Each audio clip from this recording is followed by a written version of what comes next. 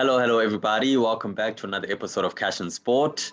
It's a Tuesday afternoon, and we're talking all things cash and sport. And we have a couple of interesting topics to talk about today. You know, the Paralympics that are ongoing right now, South Africa on 5 medals. You know, the craziness of the transfer window, which is closing today, midnight. There's the US Open, which just kicked off yesterday. And then we have a developing story over in the NFL. Cam Newton, interesting story over there, and how he might not have a contract.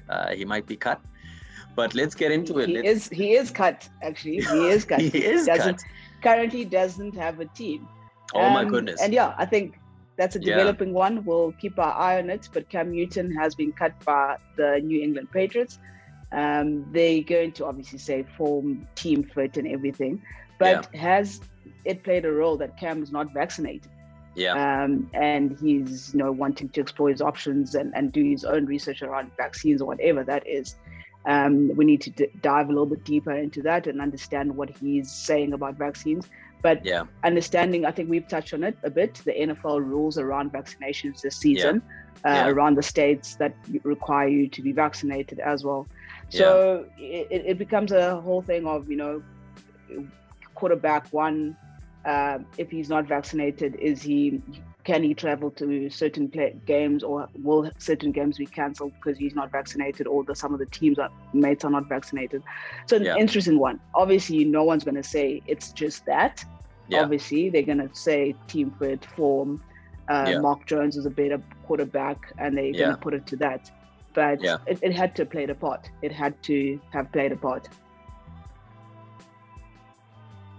Everyone attending the US Open had to be vaccinated, not the tennis players.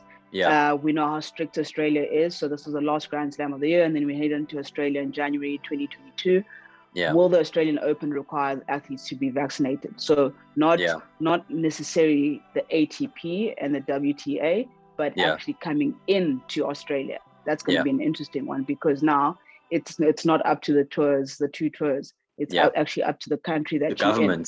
So the governments that you're in, it's either they're going to have to do that 14-day quarantine again, or let's say if you're vaccinated, you might not have to do. So this is interesting. It will develop. It starts to, the same way I think when you're traveling to somewhere like Brazil, Rio, you have to have a yellow fever card for us. So it's going to vaccine be passport. One of those things, vaccine passports. And it's been interesting that the ATP have kind of like shied away from it, from the tennis perspective, and the WTA. But it might rest on the different governments now to say, hang on, if you need a visa to our country, you have to get vaccinated.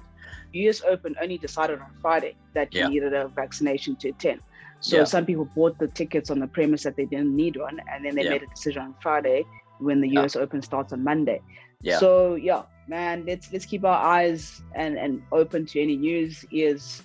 Also let's see and listen out what's out there. And it starts a good conversation and debate. The Andy Murray put it nicely. He says athletes getting vaccinated is about athletes, one, but it's also about the message to society. And athletes are a bigger part of society at the end of the day. So let's see. Andy Murray should be president of some country, man. That guy just gets it. Man. He gets it every time. He just gets it. He gets it. But anyway, let's switch tack a little bit from the vaccination side to just the astronomical numbers of the US Open. This tournament is gigantic. Average annual revenue $400 million. 200 million, plus minus 200 million of that comes from ticket sales and hospitality packages, which is why fans are so huge for them. They need these fans to be in. So how they juggle this vaccination issue is going to be very interesting. And then on top of that, there was a slight change as well, because previous prize money had been 3 million prize money for the winners, but now it's changed. It's now down to 2.5 million for the winners, runner-up 1.25, semi-finalists 675,000, and then the lowest amount that you would get as an entrant to the US Open or a player at the US Open is about $75,000, which is still quite a bit of money, but athletes still have to pay their way. They have to pay for their coaches, their masseuse, their flights, and all of that stuff. You run yourself as a business. So the US Open has always been the more progressive of the slams. They were the first slam to offer equal prize money both to the men's pool and to the women's pool. So now to upset the top two, kind of say let's take money from the prize of the winner and the runner up to spread the prize money more equally down at the bottom. It's actually quite nice to see it. They did it in consultation with the players, and you sort of understand. And it's one of those slams that's reportedly easier to get into. It's a little bit more trendy. You know, it's the right time of the year for a lot of people who travel from outside of the US. So it's positioned nicely. You can understand the numbers that are associated with it, and you can understand the need to get the fans back into the seats. Yeah, for sure. We have 5 medals now at the Paralympics, switching codes to the Paralympics. Slav has done quite well so far. We've got 5 medals. Anroon Veyes was the first in the women's 400 T47. She won gold there. Dando Mahlangu broke the world record to win the long jump. That was outstanding. And then the emotion on his face afterwards and him crying, that was beautiful. That was quite cool. Luzanne Coutier then came through. She produced the performance of her life. She's been competing for 8 years and never won a medal, and then goes to the Paralympics and wins silver. And silver medal, that was amazing. You could just see like what it meant, you know, and then today we capped off with 2 more medals today. Peter Duprier woke us up nicely in the morning with gold, and then Cheryl James won the bronze in the 400. But Cheryl James is a very interesting story. She only started competing competitively at the age of 32. That was in 2018. And at her first Paralympics, she goes to the Paralympics and she gets a medal. She gets bronze. Love it. Yeah, impossible is nothing really with the Paralympics. And we can possibly pick up a couple more medals. There's still the 100 meters. Ernst van Dijk is still on the road tomorrow. And we've got another cyclist on the road as well. I think our flag bearer, I think his name was, I forget his name again. Dutoy. What's his name? Charles Dutoy. Charles Dutoy, I think his name is. Charles Dutoy. He's on the road as well tomorrow morning, along with Ernst van Dijk. So we could possibly pick up a medal there. So the Paralympics are on course for, hopefully, fingers crossed, maybe we can get 10 medals, come back with 10 medals. That would be great. But we continue to bring you guys all the news around the Paralympics whenever we get medals and so on. Just check us out on Twitter, on the Twitter page, Cash and Sport. Every time there's an update from the Paralympics, you'll find it there. In terms of updates in general sport, anyway, there's just been the craziest transfer window where every day, basically, every moment there's an update. Fabrizio Romano is going crazy on Twitter and Instagram, on his YouTube. I get notifications like every half an hour from Fabrizio Romano. There's a here we go. Someone is posting something. Yeah. But this for me has to be. What's it? 6 and a half hours to go. Do you think Mbappe is going to leave?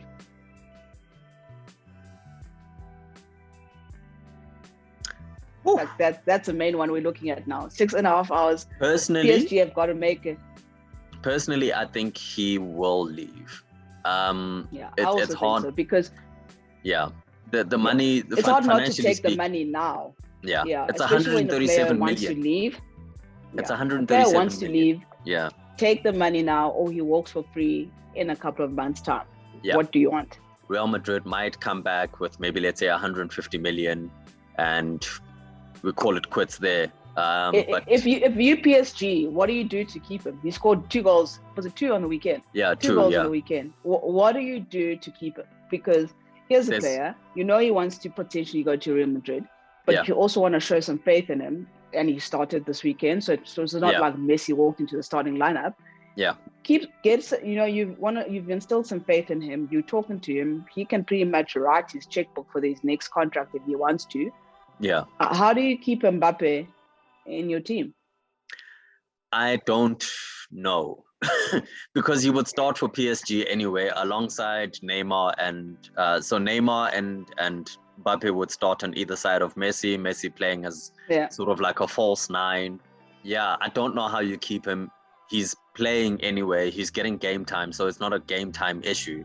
It's 100%. I've always dreamed of playing for Real Madrid since I was a boy. Madrid. Yeah. And that's his dream club, and there's a real opportunity for him to go there and be the main man with Karim Benzema basically at the tail end of his career now as well.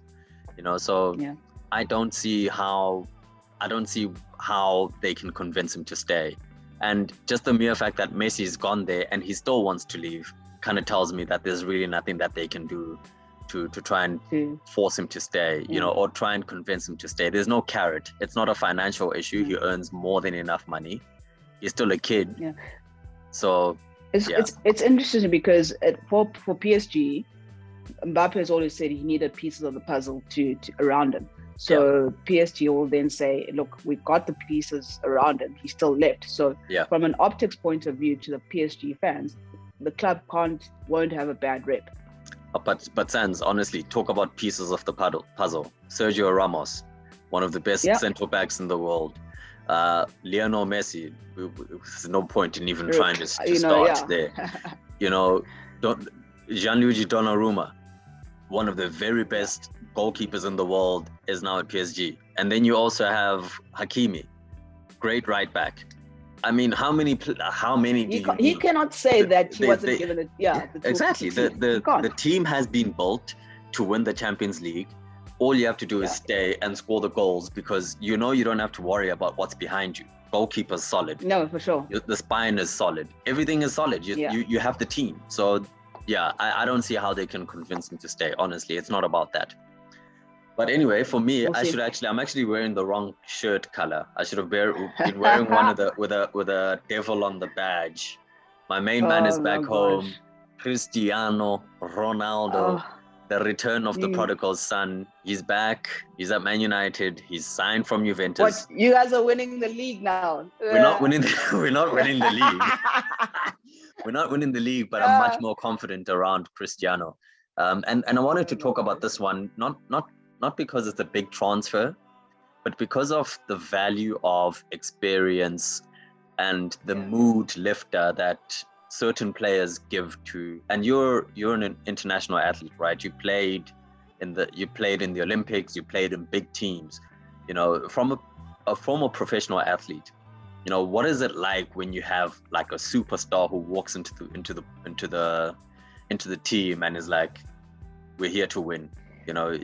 Yeah. Because for me, as a Man United fan, we have a lot of, I personally feel we have a lot of mediocrity in the team and a lot of, you know, wishy-washy characters. And I feel like Ronaldo will be massive to just change the look and feel of that dressing room. Yeah, it's going to be quite important for Ole to manage egos in that change room. And I'll tell you why, because here comes Ronaldo. He's not your Ronaldo from years ago. He's a different player. Yeah. It's going to be interesting what conversation he has with Ole in terms of what role is he going to play in the team. Because the last thing you want to do also then is upset the change room. You come in, you know, do you start to play 80 minutes of the 90 or just do you share the load? What kind of role? Then does it become a more senior leadership role in terms of maybe he comes off the bench, but does a Ronaldo really know how to come off the bench? Or does he start then, you know, sit? So it's going to be interesting, because if you don't manage the egos well, you're going to upset a few players in the team. And knowing the kind of players in the team, it could go either way.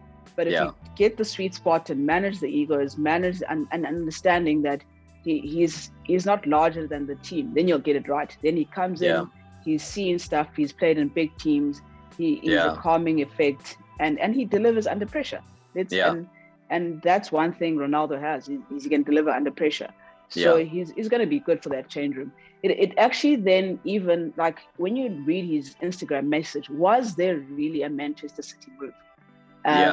You know, you kind of ask yourself as well, was that ever on the cards? Was just that rumors? Was his agent trying to play up Man United to contact him because no, we can't let him go to City? So it becomes an interesting, you know, discussion for 10 years around the braai and say, was there ever actually a Man City move or a big intention to move to Man City?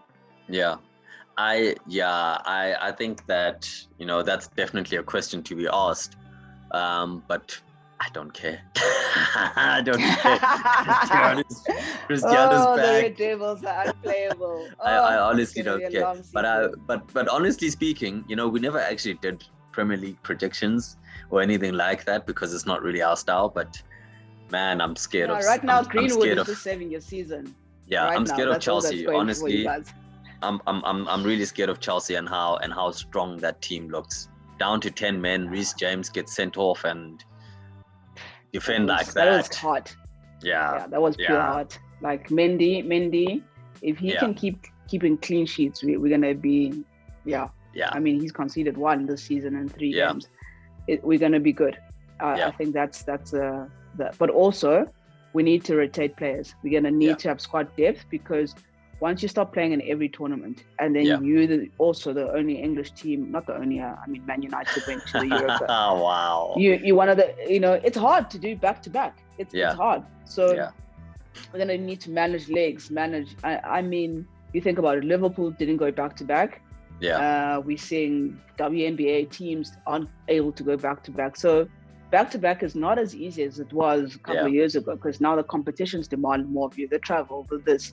So how do we use our squad depth to make sure that these guys are confident enough? Because that's what matters. If I'm put into Carabao Cup game, I must be like, cool, I want to start and win. All right. We've heard enough about Chelsea now. It's fine. You can. We know you started well. Okay, calm down. But anyway, guys, thank you so much for catching up with us again today. 5 medals at the Paralympics, hoping for more. International break coming up as well, so there's going to be a bit of a break from the football. The transfer rumor machinations are basically done after tonight. Hope maybe Mbappe might sign, but catch up with us on the socials. At Cash and Sport on Twitter, at Sanani Mangisa on Twitter, Cash and Sport on YouTube, Spotify. Click like, subscribe. And we'll see you guys again next week. Cheers.